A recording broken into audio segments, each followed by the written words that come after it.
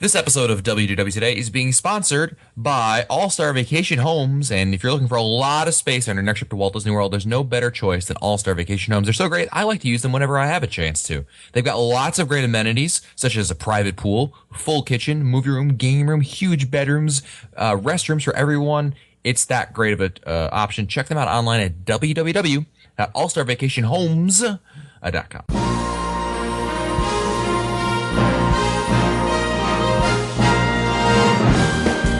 Bringing the world to your world, this is Walt Disney World Today. Here are Mike Scopa, Len Testa, Mike Newell, and your host, Matt Hochberg. It's Friday, November 26th, 2010, and this is episode 804 of WDW Today. I'm Matt Hochberg of StudioCentral.com.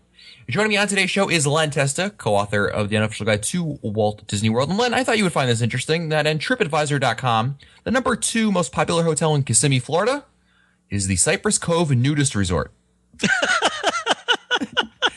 I'm just saying I wouldn't mind taking one for the team. The number 2 resort in Kissimmee is the Cypress Cove Nudist Resort. Cypress Cove Nudist Resort. Just give me the bare facts. Yeah. I think we got to send it out an unofficial guide research team. I'm gonna post that on our internal discussion group. Yeah, but you know what Len will do, Matt? He'll go there, and that hotel will be the butt of his jokes. You knew that was coming too. Ooh. Also joining us on today's show is Mike Newell of Mouse Roll Radio. Mike, even though it's the day after Thanksgiving, we don't take a day off. We never take a day off. Christmas, Halloween, whatever. You are a slave driver. Arbor Day. Arbor Day. No, we get that off. Also joining us on today's show is Mike Scopa, a senior feature writer and blogger for alleears.net. Welcome, Mike. This is a very moving moment. I wish they moved it to They moved it to Pittsburgh. Pittsburgh. They move it to Pittsburgh. Very nice Muppets. And on today's show, we're talking about, I don't know. Who knows? It's a surprise show. Mr. Scopa has decided he has a great topic, but he won't tell any of us what it is before we get started. So I take it away, Mike. Okay, I thought that this would be really interesting because our listeners may or may not realize that, before each show we talk about what we're going to talk about and gives us some time to think about it. But I thought that tonight it would be good if I just spring this on you. So, Waka waka. Waka waka. Okay, so we all have been to Walt Disney World many times. We've been to all the parks. We've been to all the attractions many times. But what would happen if we did not know about the attractions? So I want you to imagine that I'm standing in front of you and I have one of the Men in Black neuralizers and I'm going to put it in front of your face and you're going to tell me, Mike, I want you to erase from my memory everything that I know regarding this attraction. So when I go on it the next time, it'll be like going on for the very first time. So what I want you to think about is which attraction out of all the attractions in Walt Disney World would you want to have erased from your memory so that you can go on it again for the very first time? What if we want something erased from our memory permanently? Hey, Mike, what happened on the Disney Cruise Line stays on the Disney Cruise Line. But what happened in Old Key West, Newell, Yes. is the stuff of movies. That's all I'm saying. Len, your check cleared. There's no problem. Exactly. Oh, wait a minute. That's why Mike got that tattoo. AW. Ixnay on the OSKA. So I guess the logic has to be that you would pick an attraction you really, really, really, really like, right? Because that way you can experience it for the first time. It depends. I mean, do you want one that you really, really like, or one that you remember had gave you the biggest thrill the very first time you rode it? Interesting. Len, before you even give your attraction, what's your thought process? What's the logic going through your mind for how you're picking your attraction? Well, it'd have to be a classic, and it'd have to be something that was super detailed. Because if it wasn't a classic and it wasn't super detailed, then there's no point in having the memory of it, right? Yeah, good point. Yeah. And the other thing you got to keep in mind, though, here's another thing, because a lot of attractions in Walt Disney World, especially older ones, like we may have really liked it when we were younger, like if we were kids, but and kind of like that. What I'm saying is that maybe if we never experienced it until we were an adult, maybe it'd be a different experience. Maybe it wouldn't be as special anymore.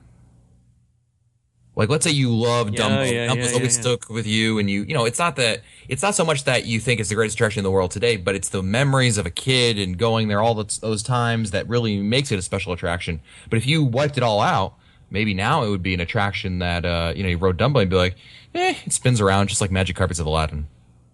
You know what I mean? I think it's a good idea. Anyway, do you want to jump into the Scopa? What I was thinking is that the one that I would probably pick would have two components that would vie it as a candidate. Number one, it would have to be something that I would want to go on right away, right away, right after I ride it the first time. I want to go back on. I want to go back on right now. And number two, it would have to be something that would have at least one or two surprises that I really didn't expect. Because we always read about the new attractions. Oh, it's going to have this, it's going to have that. So which attraction would get me to want to get on it right away, right after I ride it the very first time? And number two, had a couple of surprises in there. Okay, so this is a tough choice. All right, well, Newell, what attraction came to mind for you that you would want to have memory erased to be able to ride again for the first time? You know what? I'm gonna go way out of bounds here, and I'm gonna say the Tower of Terror. Wow. Ooh, good choice though. Everybody knows my fear of Tower of Terror, and I'm not a big fan of it. I used to be when it first opened. I could ride that thing 4 or 5 times a day, no problem. And just seeing it for the first time was one of the most overwhelming parts of Disney World for me when it first opened, and just the experience. So I would love to relive that same feeling, even though I still do, but not on as grand a scale as it the very first time, where you don't know where anything's coming. I would do that. I think that would be my choice. I was thinking the exact same attraction, Mike. Tower of Terror, because it's like you said, that first time you rode it, you had no idea what was in store for you.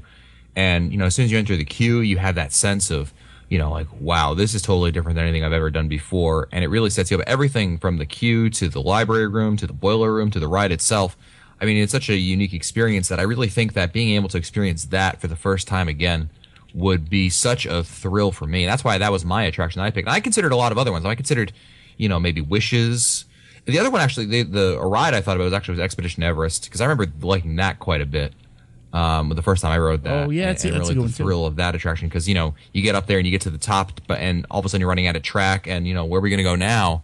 And you go backwards. And that blew me away at the time. But I think I have to go with Tower of Terror, just because I've ridden it so many times, and it would be great to be able to have one more, thrilling ride on to be able to experience it. Not to mention, I think this goes back to what Scopa said, that, although you ride it one time, the Tower of Terror, there's so much to see in that attraction. It's not just the ride itself. I mean, you're going to have to, I've ridden it, I don't know how many, dozens and hundreds of times, but every time I go on it, I usually notice something, or there's something to pick up on. And I love that about that attraction. So for those reasons, I think I got to go with you, Newell, and also pick Tower of Terror. Wow. Len, what's your thought? I have 2 attractions that I would think of. One is Spaceship Earth. That was my other because thought. It's such an iconic attraction, and so many of the scenes are. So you could not remember the good rendition of it, and you prefer you have nothing to compare it against. Exactly. I don't think the current vocal track is great, but but it's not bad. The thing I like about Spaceship Earth is all the scenes are incredibly detailed, and the music is still really good for it. And I remember riding as a kid, even then, even though there were no thrills in it, and it's a slow moving ride, just being amazed at the amount of detail that went into that thing. And I'd like to have that feeling again, going through it. That that a whole group of people came up with not only a great story, but they put a ton of work into getting the sets and scenes just right. And it was educational. It was entertaining, and it's also in a really cool building. It could have just been in a flat horizontal building, right, like World of Motion or Test Track, but right, to put it in a geosphere, it was just a great idea. What was your other attraction you consider? Pirates of the Caribbean, which was my first and favorite attraction in all of Walt Disney World, and just the wonder of going through it and realizing that people had gone to all that trouble to create things like flickering lights and animatronics, and it's to recreate scenes from a time long ago, and try and make it look right, and to do effects like the fire in the city without actually having fire back in the day. That's pretty cool. So that wouldn't concern you, Len, that because you experienced that attraction for the first time as kind of as a kid, no? Exactly, I did. Yeah, and it was my favorite attraction as a kid. Yeah. You don't think that experiencing it for the first time as an adult now would maybe change your experience? That you wouldn't like it as much? No, I think it's still good. Okay. I think we're good. We'll see. I mean, we'll see when So- Neuralizer comes out. So you think Pirates of the Caribbean is good, huh? Going out on a limb. I think it is. I like Pirates of the Caribbean quite a bit. Yeah. All right, let's go. No, that was everybody, right? Annette. Kiss my grits. My grits. Just my grits. Is that what you just said? Do you want to hear mine? Yes, go ahead. I had two candidates, and I'll give you the reasons for both. I'll say the best one for last. The first one would be the American Adventure. And the reason why it'd be the American Adventure is because I think that it has so many things that Americans and adventure. Americans and adventurous and things like that. It just tells a story. It shows how multimedia can be used in many ways to tell a story and to entertain you. And the ending is Golden Dream is really, really something. So I think that would be something. I remember being blown away the first time I saw it.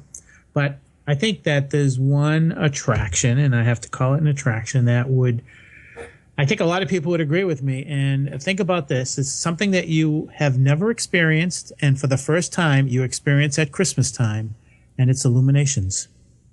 So you get to see Illuminations and the Christmas tag for the very first time during the holidays. I think that would just blow everything away. I understand your logic there, Mike. I would think you wouldn't. I think you'd take Illuminations, right? You get the zap, and you wouldn't have known it. But it'd be better to see Illuminations first, like regular Illuminations, and then be able to see the holiday edition because it gives you that perspective of it. No, you got. I want to wipe out both of them because I want that 1-2 punch. That's the reason why I picked that, Matt. That's the reason why I picked that at that time. I want the 1-2 punch there. So I've never been to Walt Disney World. I'm finally going in December, and the first thing I'm going to see is Illuminations. And oh my God, there's a Christmas tag, and I have no idea that there's a Christmas tag after it too. Yeah. So that's the other thing too. That makes sense. Okay. There's so many different attractions you could choose from, and as I was thinking about it, racing through my head, which attractions would you want to be able to experience one more time, and it's kind of interesting how you went about that. It's actually pretty interesting that Scopy, you were the only one of us that picked. Actually, both of your picks were shows. They were not attractions. Whereas Newell, Len, and I picked rides. And that's kind of interesting that you decided to pick. You went that route. Why didn't you pick a ride, Mike? Well, the reason for that is that I have this thing about rides and attractions. I think that there are so many attractions in all theme parks, not just Disney but Universal. I think that they're very similar, and I think that the creativity is what drives me to and draws me to an attraction. I mean, there are roller coaster rides, and then there's Expedition Everest. There are video shooting type rides, and then there's I guess Men in Black at Universal Studios and Toy Story Midway Mania. So my thought is that the shows show more. The shows give me more creativity to soak in than the attractions or the rides, because they're basically the same core type of engineering with just a few different flavors, but not enough to make them that unique. Well, by the same token, Newell, why did you pick a ride and not a show? Wow, that's a good question. I think especially in the case of Tower of Terror, it appealed to me more than the show. Not that I'm not a fan of the show, but my fondest memories of my first adult visit was Horizon, Spaceship Earth, and Tower of Terror, and those are the ones that continue with me to this day. The whole experience, the music, the scenery, the animatronics, everything about those rides still keep with me. So that's why I went with the ride first. Not that the show, I love shows, I love fireworks, I love the stage shows, but the attractions, called to me more. But Len, what about you? Why did you pick two rides and not a show? Why did you go that route? I think they're the two most memorable things for me. in those parks. I really couldn't think of I mean, when Scopa said Illuminations, yeah, I thought it was right. The music of Illuminations is fantastic. So I could have done a show, but Scopa outthought me on that one. Well, more than likely, Len, if you had picked Illuminations and then you had to wait for your next trip, you probably would have heard it on Mouse World Radio a couple times, and then you've been like, wow, this is even better in person. Oh my god, this is great. I was listening to Mouse World Radio earlier today, and I had to stop and think what attraction. I actually had to look at the screen because I didn't remember what one of the songs was from. It was Epcot Fountain. Oh, you got to hand in your geek card, dude. I know, totally. That's totally wrong. So. And once you get to the point where you can, there's 2 points. You've really listened to Mouse World Radio too much. One is when you don't have to look at the player to tell you what song it is, and 2 is when you think you know what the next song is in the track that's gonna be coming up next after that one. Oh, yeah. I know what time of day it is by the track. Huh? It's 2:15 already. What the heck? Where did they go? And the temperature and the relative humidity. Exactly. Nice.